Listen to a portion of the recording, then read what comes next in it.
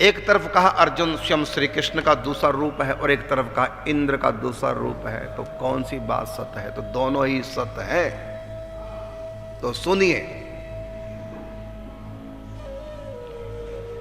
भगवान नर नारायण, उसमें से नर ही अर्जुन बने, इसलिए भगवान के अंश से प्रसिद्ध बात।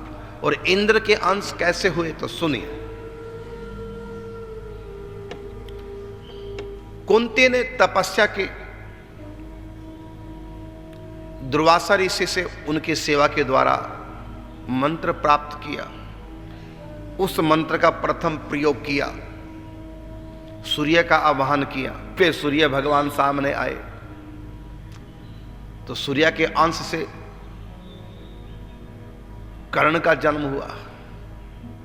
इसी प्रकार पांडव की मृत्यु के बाद, जब पांडव की मृत्यु होगी, माद्री साथ में सती हुई, अब संतान के लिए दुर्वासा के देव उन्हीं मंत्रों से देवताओं का आवाहन किया। जिस जिस देवता का आवाहन किया उनसे पुत्र प्राप्ति के लिए याचना की, उनके अंश से इनके यहाँ ये 5 संतानें हुई, जो पांचों पांडव कहलाए।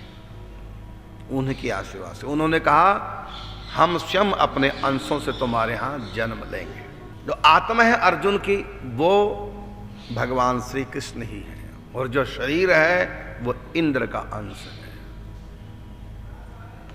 तो आत्मा हमारी भगवान की संतान है और शरीर हमारा बाप की संतान है, तो हम हो गए ना दो की संतान।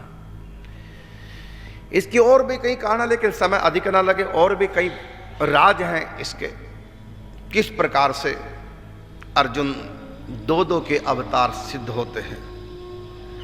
तो अर्जुन पांचों पांडव स्वर्गारोहण को जब गए तो स्वर्ग गए। स्वर्ग कौन गया? तो आत्मा स्वर्ग नहीं गई, आत्मा तो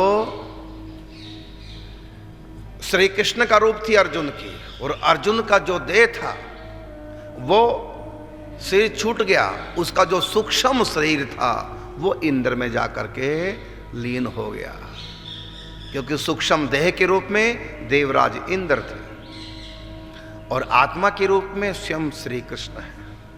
तो युधिष्ठिर, पांचों पांडव आदि, द्रौपदी आदि सब स्वर्गारोहण को जाते हैं। परीक्षित राज्य संभालते हैं धौम्य ऋषि के अनुगत्य में रह करके।